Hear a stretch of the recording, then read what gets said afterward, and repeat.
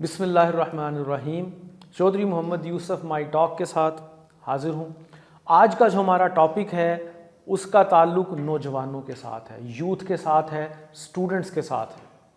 Student किसी भी मुल्क का प्रेजेंट और फ्यूचर होते हैं।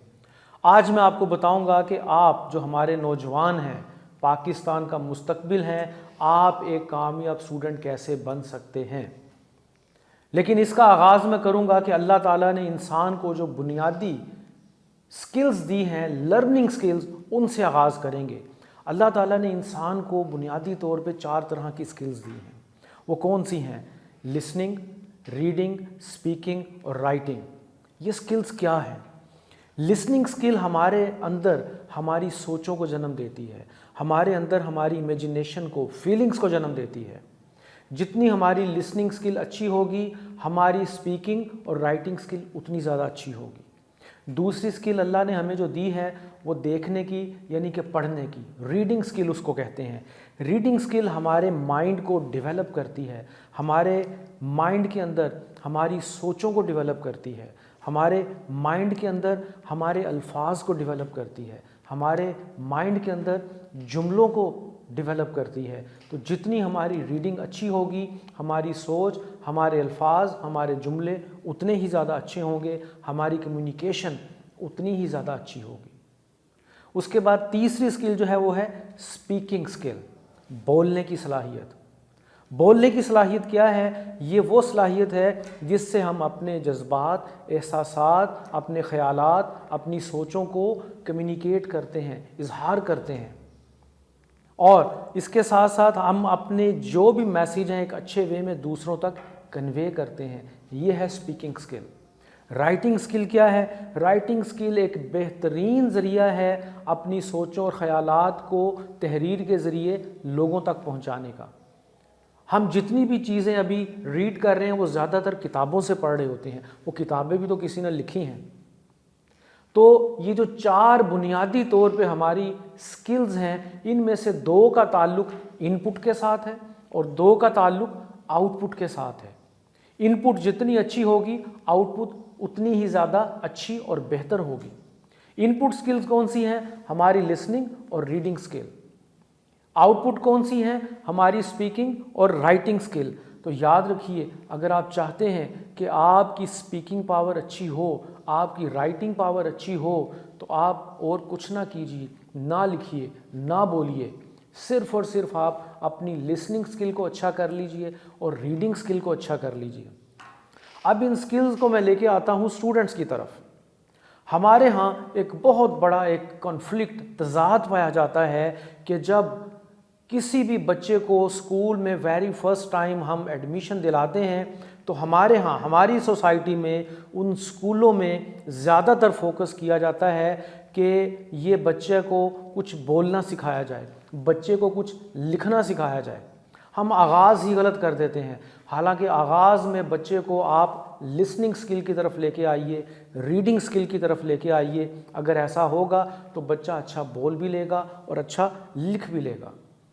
तो आगाज़ में हम बच्चों को क्या करते हैं? आउटपुट स्किल्स की तरफ ले आते हैं कि बेटा आप बोलिए, हम उसको साउंड्स की प्रोनाउंसिएशन की तरफ ले आते हैं और लिसनिंग और रीडिंग पे फोकस कम कर देते हैं। अल्टीमेटली क्या होता है? बच्चे के अंदर क्रिएटिविटी और इनोवेशन की जो स्किल है वो कम हो जाती है, वो उससे महरूम हो जाता है। और यही बच्चा जब कॉलेज में आता है तब भी हम एक बहुत बड़ी गलती करते हैं। कॉलेज में हम उसको बहुत ज़्यादा फोकस कर देते हैं सिखाने पे और सिखाने पे। अब बच्चा बहुत सारी चीज़ें स्कूल से, अपनी उस एज से, ग्रूमिंग एज से सीख कर कॉलेज में आ चुका है। अब बच्चे को एक अच्छी एजुकेशन की और प्रैक्टिकल अप्रोच की ज़रूरत है। बच्चे को आप पढ़ाइए, प्रैक्टिकल अप्रोच के मुताबिक पढ़ाइए, आप प्रैक्टिकल को बेस बनाकर पढ़ाइए, तो बच्चे की पर्सनैलिटी कॉलेज लेवल पर बेहतर होगी। यहाँ पे मैं एक आपको बात बताता चलूँ, यूरोप, अमेरिका या जितने भी तरक्की याफ्ता ममालिक हैं, उनमें जब बच्चे को स्कूल में एडमिशन दिलाया जाता है तो उसको कम से कम 3-4 साल तक किताबों से दूर रखा जाता है। उसको एक्टिविटी बेस्ड लर्निंग प्रोसेस से गुजारा जाता है। اس کی ٹریننگ کی جاتی ہے، اس بچے کو یہ بتایا جاتا ہے کہ صحیح کیا ہے اور غلط کیا ہے، سچ کیا ہے اور جھوٹ کیا ہے، امانت کیا ہے اور خیانت کیا ہے، اچھائی کیا ہے اور برائی کیا ہے، نیکی کیا ہے اور بدی کیا ہے، محبت کیا ہے اور نفرت کیا ہے، کامیابی کیا ہے اور ناکامی کیا ہے۔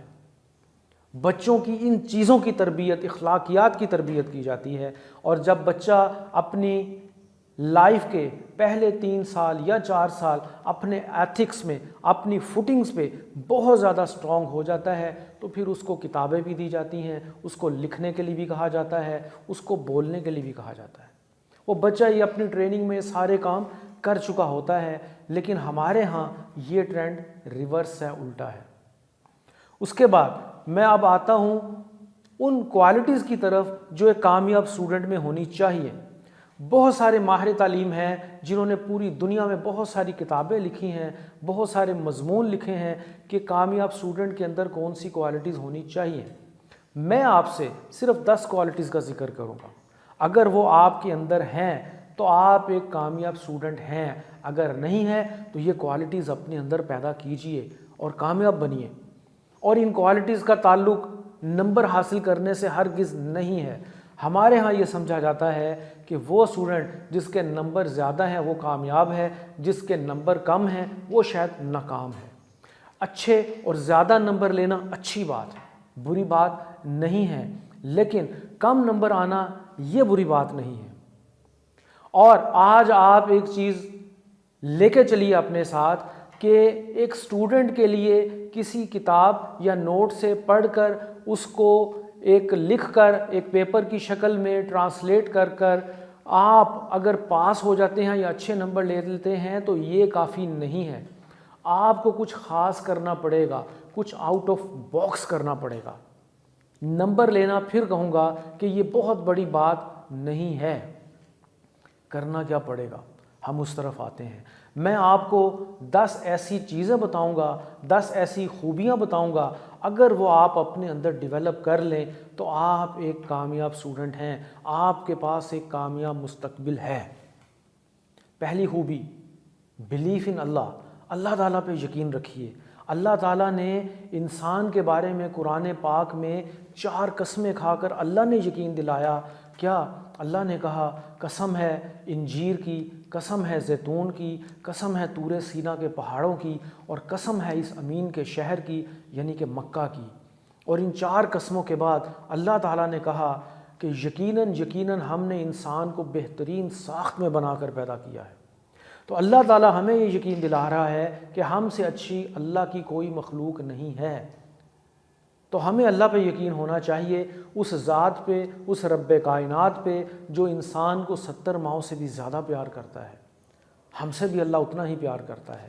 تو آپ سب سے پہلے اپنے اندر اس یقین کو ڈیولپ کریں۔ اگر یہ یقین آپ اپنے اندر ڈیولپ کر لیتے ہیں تو پھر آپ اپنے اندر دوسری خوبی پیدا کیجئے، بلیف ان یور سیلف، اپنے آپ پر بھی یقین پیدا کیجئے۔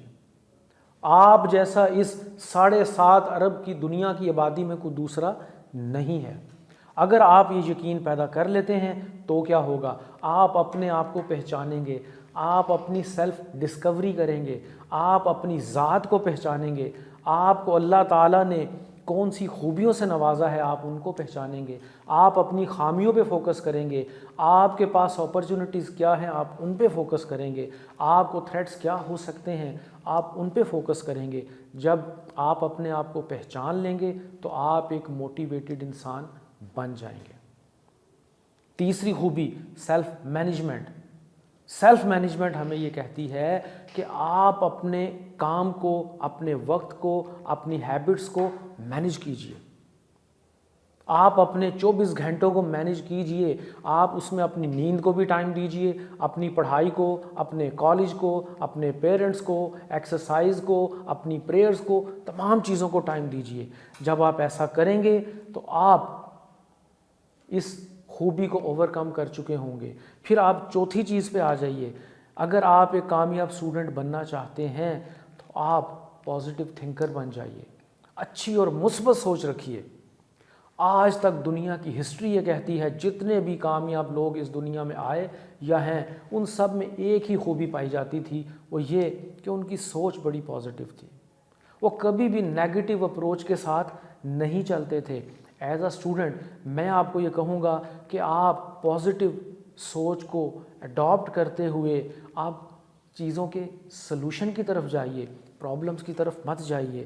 آپ اپنی رسپانسبلٹی کی طرف آئیے، اپنے رائٹس کی طرف مت آئیے۔ آپ روشنی کی طرف آئیے، اندھیروں کی طرف مت آئیے۔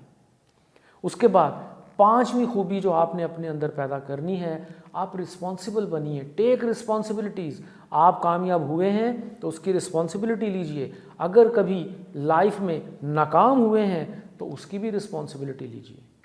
زندگی انہی کامیابی اور ناکامیوں کا نام ہے، کبھی بھی یہ ذمہ داری دوسروں پہ مت ڈالیے۔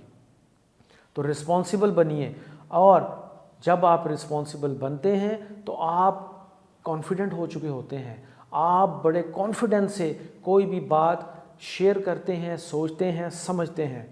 اس کے بعد اگلی خوبی 6 نمبر پر ہارڈ ورکر بنیے۔ قرآن پاک میں ہے وَلَيْسَ لِلْإِنسَانِ إِلَّا مَا سَعَىٰ، کہ انسان کے لیے وہی کچھ ہے جس کی وہ محنت کرتا ہے۔ تو آپ ہارڈ ورکر بنیے، محنت کا اس دنیا میں کوئی بھی نعم البدل نہیں ہے۔ میں نے اسٹوڈنٹ کے اندر، کامیاب اسٹوڈنٹ کے اندر ایک اور خوبی دیکھی کہ وہ ہارڈ ورکر ہونے کے ساتھ ساتھ سمارٹ ورکر بھی ہیں۔ سمارٹ ورکر کا مطلب یہ ہے کم سے کم ریسورسز میں بہتر سے بہترین کام کر لیتے ہیں وہ۔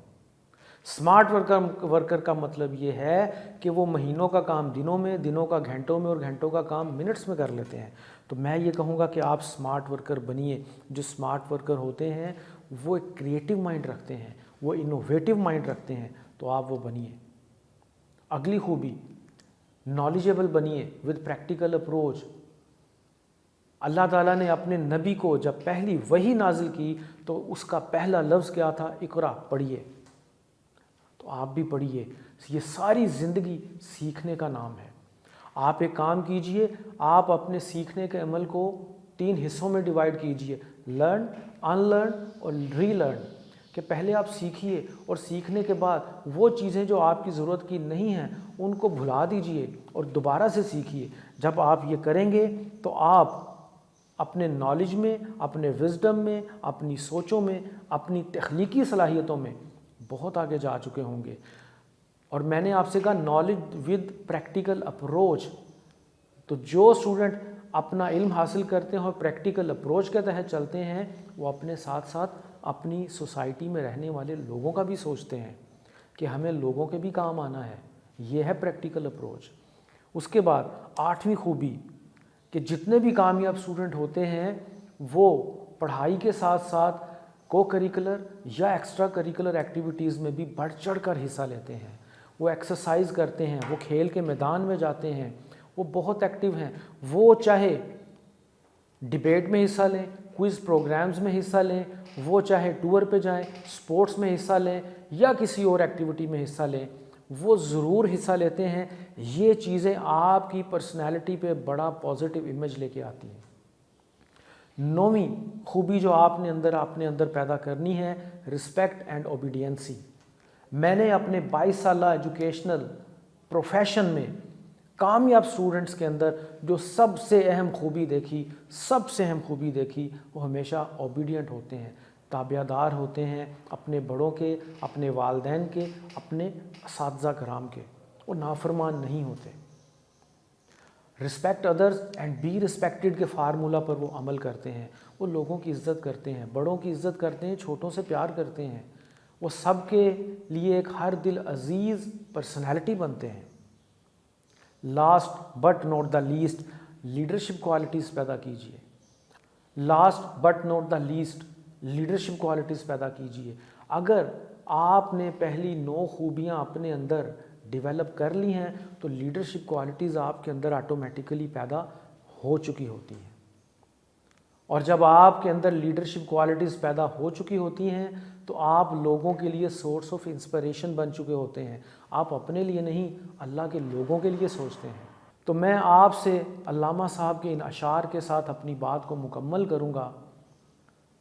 خدائے لم یزل کا دست قدرت تو زباں تو ہے، یقین پیدا کرے غافل کہ مغلوب گماں تو ہے، پرے ہے چرخ نیلی فام سے منزل مسلماں کی، ستارے جس کی گرد راہ ہوں وہ کارواں تو ہے۔ بہت شکریہ، اللہ حافظ۔